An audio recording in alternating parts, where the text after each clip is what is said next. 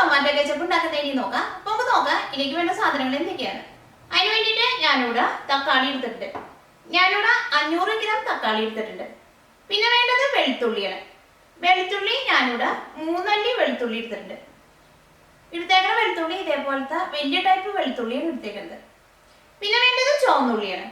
ചുവന്നുള്ളി ഇതേപോലത്തെ 2 എണ്ണം എടുത്തിട്ടുണ്ട്. ചുവന്നുള്ളി ഞാനിവിടെ എടുത്തേക്കുന്നത് ഇതേപോലത്തെ വലിയ ടൈപ്പ് ചുവന്നുള്ളിയാണ് എടുത്തേക്കുന്നത്. അത് ചെറിയ ടൈപ്പ് ചുവന്നുള്ളി ആണെങ്കിൽ ഒരു 3 എണ്ണം എടുക്കാം. പിന്നെ വേണ്ടത് ഉണക്കമുളകാണ്.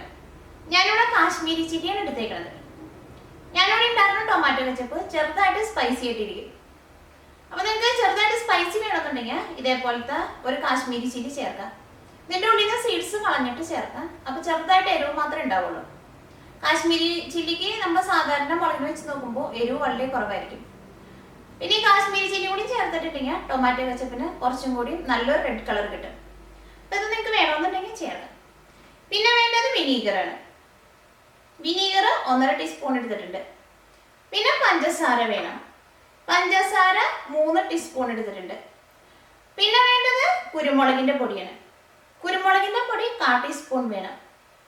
പിന്നെ കരയാമ്പൂ പൊടിച്ചതും വേണം, കറുകപ്പട്ട പൊടിച്ചതും വേണം. ഇത് രണ്ടും ഓരോ നുള്ളു വെച്ച് ചേർക്കാം.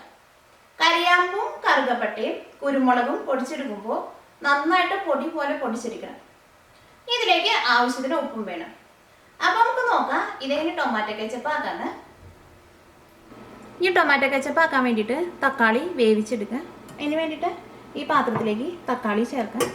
ഞാനിവിടെ ഇതേപോലെ കട്ട് ചെയ്തെടുത്തിട്ടുണ്ട്.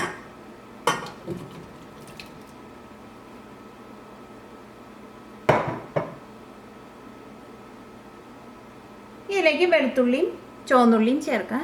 അതും ഞാനിവിടെ ഇതേപോലെ ഒന്ന് കട്ട് ചെയ്തെടുത്തിട്ടുണ്ട്. ഇതിലേക്ക് ആവശ്യത്തിന് ഉപ്പ് ചേർക്കാം. ഇതൊന്ന് മിക്സ് ചെയ്യാം. ഇത് നമുക്ക് തീ ഓണാക്കാം. ഇത് മൂടി വെച്ചിട്ട് വേവിച്ചെടുക്കാം. ഈ തക്കാളി നമ്മൾ വേവിച്ചെടുക്കുമ്പോൾ ഇതിലേക്ക് വെള്ളമൊന്നും ചേർക്കണ്ട. ഇപ്പോൾ ഇത് നന്നായിട്ട് തിളച്ചിട്ടുണ്ട്. ഇതിലേക്ക് നമുക്ക് ഉണക്കമുളക് ചേർക്കാം. ഇതേപോലെ കുറച്ച് ചെറുതാക്കിയിട്ട് ചേർക്കാം. അതിൻ്റെ ഉള്ളിൽ ആ കുരു കളയണം. ഇതൊരു മീഡിയം ഫ്ലെയിമിലിട്ടിട്ട് വേവിച്ചെടുക്കുക. തീ നന്നായിട്ട് കൂട്ടി വെക്കണ്ട. തീ നന്നായിട്ട് കൂട്ടി വെച്ചിട്ടുണ്ടെങ്കിൽ ഈ തക്കാളിയിലുള്ള വെള്ളം പെട്ടെന്ന് ഡ്രൈ ആയി പോകും. അപ്പോൾ നമുക്ക് മൂടി വയ്ക്കാം. ഇപ്പോൾ തക്കാളി നന്നായിട്ട് വെന്ത് ഉടഞ്ഞിട്ടുണ്ട്. ഇത് നന്നായിട്ട് ചൂടാറി കഴിയുമ്പോൾ മിക്സിയിലിട്ടിട്ട് നന്നായിട്ടൊന്ന് അരച്ചെടുക്കാം. അത് കഴിഞ്ഞിട്ട് ഇത് നമ്മൾ അരിച്ചെടുക്കണം. ഇപ്പോൾ വേവിച്ചെടുത്ത തക്കാളി മിക്സിയിലിട്ടിട്ട് നന്നായിട്ട് അരച്ചെടുത്തിട്ടുണ്ട്. ഇതൊന്ന് അരിച്ചെടുക്കാം.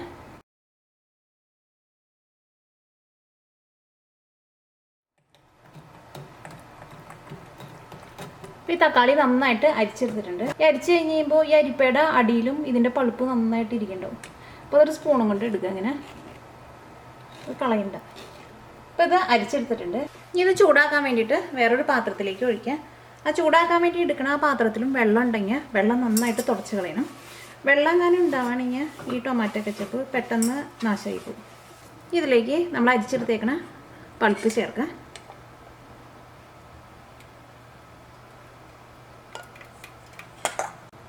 ഇതിലേക്ക് 1/4 ടീസ്പൂൺ കുരുമുളക് പൊടിച്ചത് ചേർക്കാം. 3 ടീസ്പൂൺ പഞ്ചസാര ചേർക്കാം.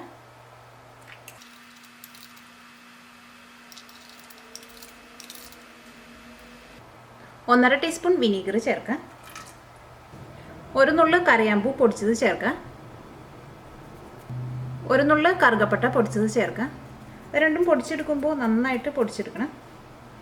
ഇതെല്ലാം കൂടിയിട്ട് നന്നായിട്ടൊന്ന് മിക്സ് ചെയ്യാം.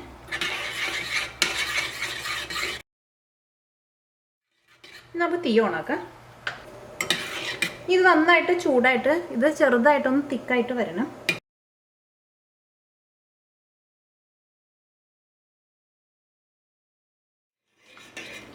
ഈ ടൊമാറ്റോ കെച്ചപ്പ് നിങ്ങൾ ഉണ്ടാക്കുമ്പോൾ ഇതേപോലെ കുറച്ച് കുഴിയുള്ള പാത്രത്തിൽ ഉണ്ടാക്കുന്നതായിരിക്കും പരന്ന പാനിനേക്കാളും നല്ലത്.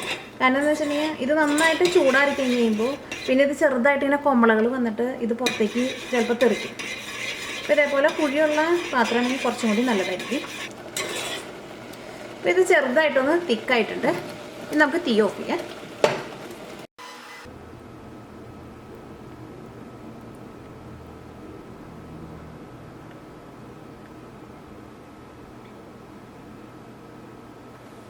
അപ്പോൾ ടൊമാറ്റോ കെച്ചപ്പ് റെഡി ആയിട്ടുണ്ട്. ഇത് ഉണ്ടാക്കിയെടുക്കാൻ വേണ്ടിയിട്ട് നല്ല എളുപ്പമാണ്.